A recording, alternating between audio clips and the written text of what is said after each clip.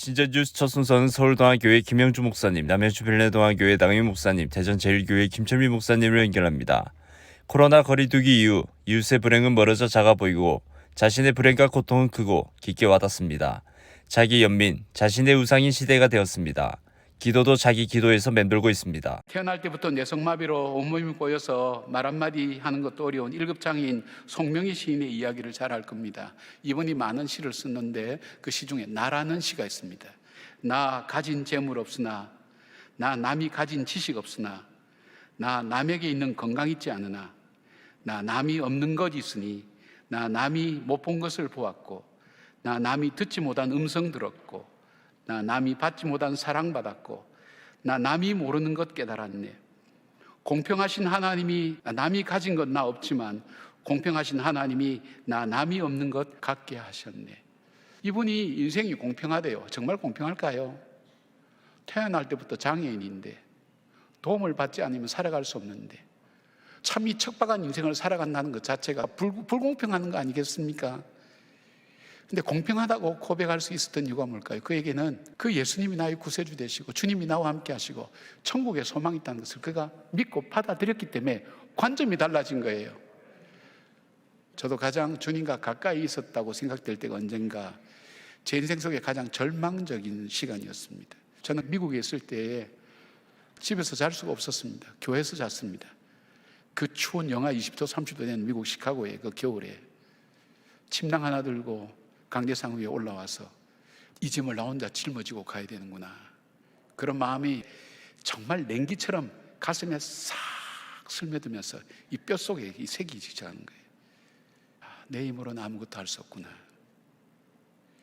지금 돌아보면 제가 주님 곁에 있었던 게 아니라 주님이 가장 제 곁에 계셨다는 것을 고백하게 됩니다.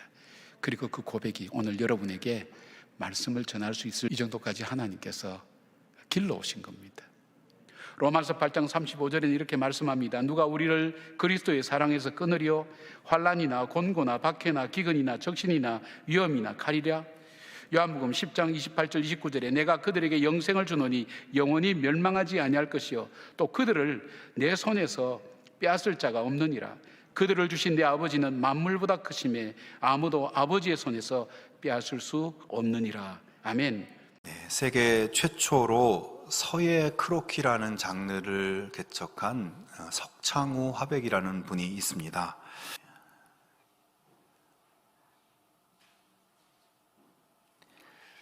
이렇게 훌륭한 작품을 그린 석창우 화백은 사실은 두 팔이 없는 분이십니다. 이분은 전기기술자로 직장생활을 하다가 기계가 고장이 나서 22,000볼트에 감전되는 사고를 당했습니다. 그래서 두 팔이 다 타들어갔고 결국 의수를 복용해야만 했어요. 그는 사고를 당한 후 1년 반 동안 병원에서 치료받고 집에서 요양을 하고 있는데 어느 날 4살짜리 작은 아들이 그림을 그려달라고 엄마를 보챘다고 합니다. 그러자 엄마가 짜증이 나서 야, 아빠한테 그려달라고 그래 이렇게 얘기를 했대요. 아이는 아빠에게 다가와서 천진난만한 표정으로 아빠 그림 좀 그려줘 라고 이렇게 말을 하더라는 겁니다. 아빠는 팔이 없어서 그림을 그릴 수가 없어 라고 이렇게 이야기하기가 싫어서 그래 한번 내가 그려보자 이렇게 마음을 먹고 아들의 동화책에 나와 있는 새 그림을 보고 그대로 따라 그렸다고 합니다. 그러니까 두 팔이 없는 화백이 세계적인 미술가가 될 수 있었던 것은 그 아들의 한마디 아빠 그림 좀 그려줘 이 말에서 시작된 것입니다. 성경 잠언 18장 21절에 이런 말씀이 있습니다. 죽고 사는 것이 혀의 힘에 달렸나니 혀를 쓰기 좋아하는 자는 혀의 열매를 먹으리라. 우리의 판단과 우리의 이성으로 이건 불가능해, 나는 안 돼, 끝났어 라고 하지 말고 믿음으로 하나님이 나와 함께 계셔, 하나님이 나를 좋게 하실 거야, 하나님이 나를 인도해 주실 거야, 저는 하나님을 믿습니다 라고 한번 말해볼 수 있기를 바랍니다. 그 말이 어떻게 능력으로 나타나는지 한번 기다려보기 바랍니다. 그래서 마침내 전능하신 하나님 자녀의 그 놀라운 복을 누리는 여러분이 될 수 있기를 주님의 이름으로 축원합니다. 우리 한국 교회사에 주기철 목사님을 모르는 사람은 없어요.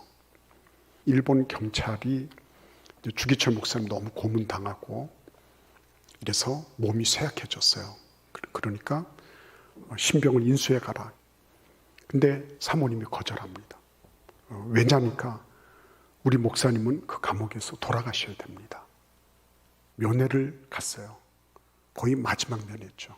살아생전에. 그때 사모님이 그랬어요. 목사님, 이곳에서 목사님 순교하셔야 됩니다. 그래야지 한국 교회가 삽니다. 근데 한 분이 돌아가심으로 한국 교회가 제대로 서는 그 깃들이 된 거예요. 다들 타협했지 않습니까? 이거는 문화 행사다 그랬고요. 어떤 사람은 이거는 국가에 대한 그런 예의다. 뭐 이런 소리도 했단 말이에요. 그런데 이 한 분이 감옥에서 순교하시면서 한국 교회는 비로소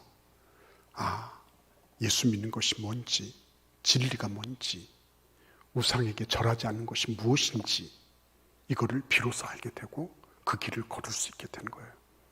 그러니까 주기철 목사님이라고 하는 한 분, 그 오정모 사모님이라고 하는 그 한 분, 이 한 분이 결국은 수많은 목회자들이나 아니면 성도들이 변절해 갈 때 그 진리의 길을 딱 지킨 거죠. 그리고 그 길을 묵묵히 걸어간 거죠. 그리고 우리는 그 길을 지금 참 감사하게도 기쁨으로 이렇게 따라서 온 거죠. 어떤 한 사람이 진리를 지키기 위하여 자기 자신을 딱 들였을 때 그거는 이 세상에 어떤 누구도 감히 막을 수 없는 막강한 힘을 지니는 거다. 마틴 루터 하나를 가톨릭이 이겨내지를 못했어요. 주기철 목사 한 분을 36년을 호령하고 군림하고 이 나라를 쥐락펴락했던 일본 제국주의가 감당을 해내지 못했어요. 영원하고 최종적인 하나님의 진리를 위해서 내가 방해물이 되고 내가 회방하는 존재가 되지 않도록 나를 먼저 굴복시키고 나를 먼저 해체시켜버리는 거죠. 그렇기 때문에 이게 내가 해체되고 나면 바깥에 있는 게 아무리 많아도 별 문제가 없어요. 두렵지 않아요, 그게. 메신저 뉴스 두 번째는 광주예란 교회 김영주 목사님, 부산 진교회 신추 목사님, 고향 삼손교회 김영수 목사님을 연결합니다. 한국 기독교가 예전의 영향력을 회복하려면 성도들이 기도하는 방식부터 보수 교육이 시급하다고 진단하십니다. 여러분 지금 하나님이 나에게 뭘 해주셨으면 좋겠어요? 가장 하고 싶은 게 뭐예요? 한국 교회가 나를 위한 기도만 해요. 나를 위한 기도. 나를 위한 기도는 처음에 하나님을 만날 때 하는 거고요. 하나님을 만나게 되면 내 입술에서 나를 넘어서 내 가족을 넘어서 내 교회를 넘어서 세상을 향해서 하나님 앞에 기도해야 합니다. 오늘 다윗의 기도를 통해서 우리가 배워야 될 게 뭐냐면 다윗이 생각할 때 하나님의 집을 지어드리면 너무 좋아하실 줄 알았는데 하나님이 뭐라고 했어요? NO라고 했어요. 그러면 내가 원하는 기도 제목이 하나님의 뜻과 계획에 합당한 건지를 생각해 보셔야 돼요. 오늘 다윗은 노를 듣고 하나님 앞에 기도하는 거거든요. 내가 하나님의 뜻에 맞출 수 있도록 여러분 기도하셔야 돼요.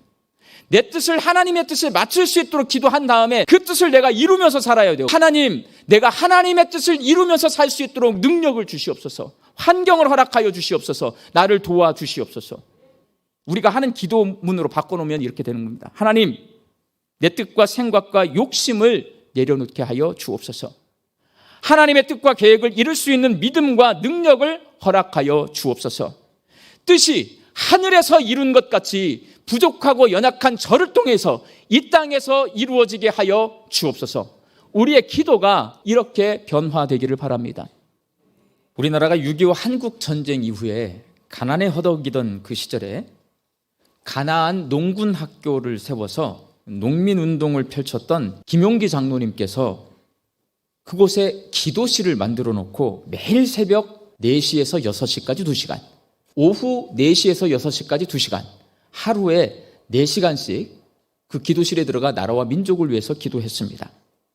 그 기도실 입구에는 오른쪽에서 읽으면 조국이여 안심하라, 왼쪽에서 읽으면 온 결에여 안심하라 라는 글귀가 써 있었습니다. 장로님이 조국과 온 결을 위해서 혼자서 깨어 기도하니까 안심하라는 걸까요? 그렇지 않습니다. 그 시대에는요, 한국 교회 전체가 기도원마다 산마다 나라와 민족을 위해서 기도하는 분들이 많이 계셨습니다. 기도하는 사람이 있기 때문에 안심하라는 거예요. 왜? 하나님과 대화하는 이 기도는 하나님께서 이렇게 많은 사람들이 기도하니 하나님이 이 나라를 지켜주시고 있는 모습이 보인 거예요. 기도하는 김용기 장로님 눈에는. 그래서 조국이여 안심하라. 온 결에여 안심하라.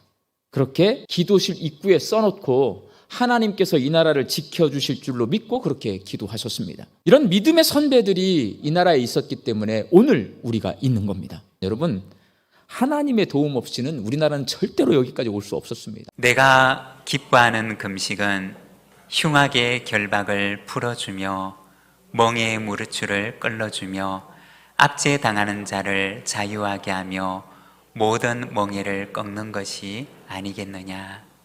여기에 보면 하나님께서 기뻐하시는 금식의 의미가 구부러져 있는 이 현실을 다시 바르게 펴고자 하는 회복에 대한 결단임을 말씀하십니다.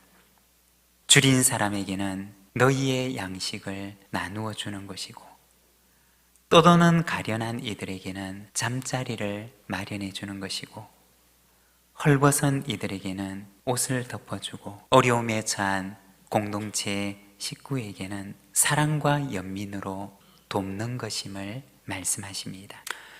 우리가 지난 사순절 기간과 고난주간에 우리 교회에서는 튀르키예 지진으로 인해서 삶의 터전을 잃어버린 이들에게 삶의 터전을 회복할 수 있도록 헌금을 하였습니다. 그리고 지난 고난주간에는 우리가 한 끼 금식에 참여하면서 326만 2천 원을 금식 헌금으로 우리 교우들께서 참여해 주셨습니다. 그리고 이 금식 헌금은 전액 우리 교회 출신으로 쪽방 상담소에서 사역을 하고 계시는 한남식 목사님을 통해서 쪽방에 사시는 150명의 분들에게 음식을 담은 상자를 만들어서 전달할 계획을 가지고 있습니다. 그리고 교회에서는 우크라이나 전쟁 난민들을 위해서 200만 원을 선교지에 보내드렸습니다. 금식의 참된 의미는 바로 삶을 회복시키는 데 있습니다.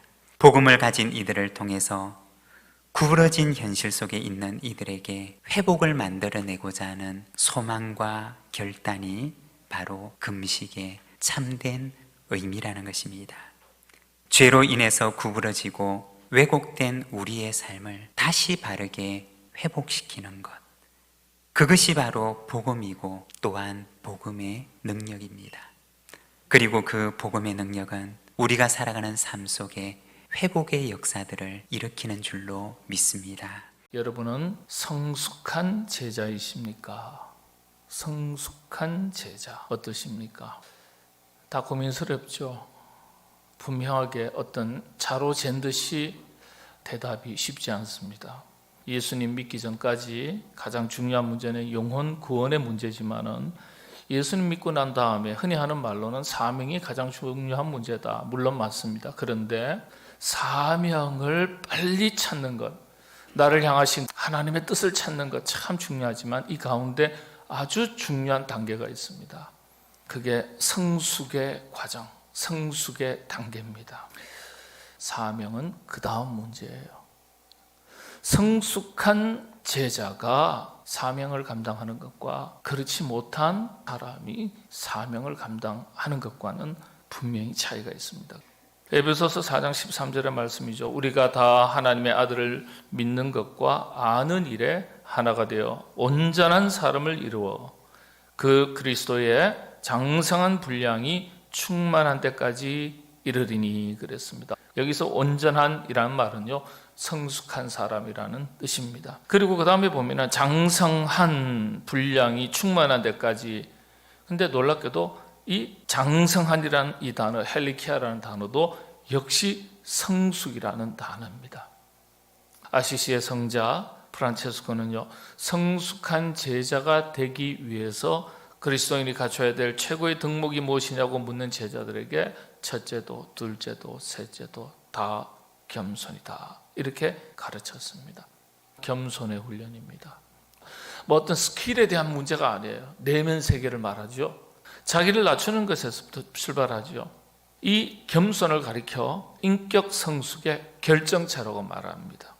곧 그리스도를 닮는 것, 주님을 본받는 것을 말합니다. 주님께서도 이 점을 분명히 말씀하셨어요. 마태복음 18장 3절에서 4절에 보면 누구든지 이 어린아이와 같이 자기를 낮추는 사람이 천국에서 큰 자니라. 이런 점을 생각해 볼 때 그리스도인들은 봉사하고 섬기고 헌신할 때 자기 자랑이 되지 않도록 하셔야 합니다. 그런데 참 인간은요, 칭찬받고 싶은 욕구가 누구에게나 있습니다. 원래 인간은 그런 존재로 지어졌습니다. 다만 그 감정을 이성과 신앙으로 다스리고 이겨낼 수 있어야 한다는 사실입니다. 이게 신앙이죠. 메신저 뉴스 마무리는 경주남부교회 김상주 목사님, 울산호계교회 김병무 목사님, 부산해안교회 조승일 목사님입니다. 자녀에게 신앙을 제대로 물려주지 못하는 부모는 실패한 신앙인이라고 경종 울리십니다. 가정에서 신세대 자녀들의 신앙부터 제대로 양육하는 것이 최고의 전도이고 가장 급한 선교 사명이라고 일깨우십니다. 만약 여러분들이 히브리서를 기록하는 저자라면 이삭에 관하여 어떤 이야기를 남기고 싶으십니까? 20대의 이삭이 모리아산에서 아버지가 자신을 칼로 찌르려 할 때에 그 아버지에게 반항하지 아니하고 순순히 아버지의 뜻을 따라서 죽음을 준비하고 있다. 만약에 저라면 그렇게 기록했을 것입니다. 그런데 히브리서 기자의 관심은 다릅니다. 이삭의 인생에서 가장 중요한 순간은 아들 야곱과 에서에게 축복하는 순간을 최고의 장면으로 잡고 있습니다. 히브리서 11장 20절 말씀입니다. 믿음으로 이삭은 장차 있을 일에 대하여 야곱과 에서에게 축복하였으며, 자, 성경은 우리 인생을 종종 경주에 비유를 하고 있습니다. 그렇습니다. 우리는 신앙의 릴레이, 신앙의 이어달리기를 지금 하고 있습니다. 하나님 앞에서 릴레이를 하는 선수로서 100m를 내가 감당한 구간만큼 열심히 뛰고 끝 아니지 않습니까? 최선을 다하여 달리고 내 손에 가지고 있는 그 바톤을 다음 주자에게 넘기는 것이 릴레이 경기 아니겠습니까? 그래서 우리는 내 대의에 100m 열심히 달리고 끝나는 것이 아니고 반드시 다음 세대에 믿음의 바톤을 전달해 주어야 합니다. 이것을 하나님은 매우 중요하게 보신다고 하는 것을 오늘 보여주고 계십니다. 저를 이삭에게 투영해 보면은 제가 하나님 앞에서 열심히 목회를 했습니다. 자, 그런데 죽는 순간에 돌아봤더니 두 자식이 하나님을 제대로 섬기지 않습니다. 엘리 제사장의 아들처럼 아이들이 그 모양입니다. 그러면은 신앙에서 실패한 사람입니다. 저의 목회는 실패한 목회가 되는 것입니다. 왜 그렇습니까? 전달해 주어야 할 이 믿음의 바톤을 제대로 전달해 주지 않았기 때문에 그런 것입니다. 여러분, 우리가 살면서 내가 누군가에게 의해서 전달받았던 이 믿음의 바톤을 들고 내가 열심히 뛰다가 이 바톤 잘 전달하시는 여러분 되시길 주님의 이름으로 축복합니다. 하나님을 소개할 때에 아브라함의 하나님, 이삭의 하나님, 야곱의 하나님이라 소개하고 있습니다. 아브라함의 믿음은 우리가 따라가기 참 쉽지 않습니다. 야곱의 믿음 또한 우리가 따라가기 쉽지 않습니다. 그런데 이삭이 아들에게 전해줬던 그 믿음, 그것은 우리가 누구나 할 수 있는 일입니다. 이삭처럼만 사십시다. 지금 내가 가진 믿음을 최선을 다하시다가 잘 전달하시는 우리 모두 되시길 주님의 이름으로 축복합니다. 여러분들에게 뻔한 질문 하나를 드리겠습니다. 다 사랑받는다는 사람이 되길 원하십니까? 그렇다면 우리가 어떻게 해야 될까요? 먼저 영혼이 잘 되기를 힘써야 된다라고 말씀하고 있습니다. 하나님과의 관계인 속 사람이 잘 돼야 사람의 영이 하나님과의 바른 관계가 유지되는 것은 인생의 삶의 도면과도 같은 것입니다. 이는 마태복음 6장 33절 주님께서 하신 말씀에 너희는 먼저 그의 나라와 그의 의를 구하라. 이게 바로 영혼이 잘 되는 거예요. 영혼이란 말을 보면은 헬라어로 프시케라고 이야기합니다. 바람이 불다라는 그런 의미가 있는데요. 영적으로 해석을 하게 되면은 하나님과 같이 호흡을 한다. 호흡하듯이 기도하고 매일매일의 양식을 먹을 때에 우리 영혼이 잘 될 수 있다라는 그런 의미로 해석할 수 있습니다. 코로 원활하게 쉼을 쉴 때 생명을 유지하듯이 우리 영혼도 하나님이 불어주시는 생명의 바람, 성령의 바람, 성령의 은혜가 주어져야 된다는 거죠. 그것이 하나님과의 깊은 영적인 교제, 기도와 말씀과 예배를 통해서 하나님과 깊은 영적인 숨을 같이 들이마시고 호흡할 수 있는 그런 단계가 영혼이 잘 되는 단계를 말하는 것입니다. 우리가 코로나를 겪으면서 생생한 그런 모습도 생기 있는 그런 모습도 서로 교제할 수 없기 때문에 요즘 마스크를 벗으면서 사람들의 교제가 좀 어색하다는 거예요. 마스크를 3년 껴다 보니까 질병이 약화돼 쉽게 독감에 걸리는 경우가 많이 있어지게 됐다는 거죠. 그만큼 평소에 교제하지 않을 때의 어떤 영적인 좋지 않은 질병이 우리에게 들어올 수 있다라는 것입니다. 그래서 영혼이 잘 돼야 되는 거예요. 그것이 하나님의 사랑을 받고 사람의 사랑을 받는 근본이 된다는 거죠. 진리의 말씀이 내 입에서 조금도 떠나지 말게 하소서. 내가 주의 규례를 바랐음이니이다. 여러분, 진리의 말씀을 가까이 하고 호흡하듯이 늘 기도하며 예배드리기를 힘쓰심으로써 사람들의 사랑을 받고 하나님의 사랑을 받는 저와 여러분 되시기 바랍니다. 울산이라는 곳에 갔는데 호계 지역의 울산교회 건물도 좋고 주차장도 넓은데 무엇보다도 참 믿음 좋은 사람이 있습니다. 처음 가는데도 하나님의 사랑을 따뜻하게 대접해 주어서 그렇게 저를 오랫동안 만난 것처럼 저를 잘해주고 그렇게 하는데 그 위로를 받았고 제가 은혜를 받았습니다. 이런 정언들이 여기저기에서 나타나기를 축복드립니다. 피겨스케이팅의 김연아 선수가 한창 그 세계 무대에서 두각을 나타낼 때 많은 사람들이 김연아 선수를 좋아했고 피겨스케이팅을 좋아했습니다. 저희 집에도 유난히 김연아 선수를 좋아하는 사람이 한 사람 있었습니다. 근데 지금은 피겨스케이팅에 대한 소식에 전혀 관심이 없습니다. 김연아 선수를 좋아했던 것이죠. 그러나 그때 그 김연아 선수로 인해서 피겨스케이팅을 시작한 아이들이 있습니다. 연하키즈라고 불리는 아이들이 있죠. 그들의 목적은 피겨스케이팅입니다. 김연아 선수를 통해서 피겨스케이팅이 목적이 됐고 그리고 피겨스케이팅을 사랑하게 된 것이죠. 여러분, 우리가 그래야 합니다. 사역자를 통해서 하나님을 사랑하게 되어야 합니다. 하나님께서 세우신 사역자들 가운데 어떤 사역자를 조금 더 좋아할 수는 있습니다. 그러나 그 사역자를 좋아하는 것에 멈추어서는 안 됩니다. 그 사역자를 발판 삼아서 하나님께로 나아가야 됩니다. 그렇게 될 수 있다면 여러분이 상대적으로 덜 좋아하는 사역자를 통해서도 하나님께 나아갈 수 있게 될 것입니다. 고린도 교회 성도들이 바울보다는 아볼로의 설교 스타일이 난 더 좋아. 그리고 아볼로보다는 바울의 가르침의 방법이 나는 더 좋아. 그렇게 할 수도 있겠죠. 그러나 바울이든 아볼로든 그들을 통해서 하나님께 더 가까이 나아가는 것, 그것이 고린도 성도들의 목적이 되어야 한다라고 하는 것입니다. 식탁에 여러분이 둘러앉았어요.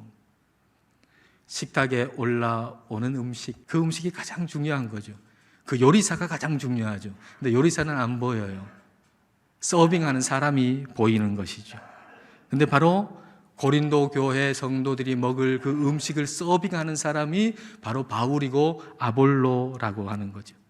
서빙하는 일꾼들은 하나님이 요리하신 그 말씀을 잘 서빙하는 것, 그것이 중요한 일이고, 그리고 고린도 성도들은, 우리들은 중요한 게 뭔가요?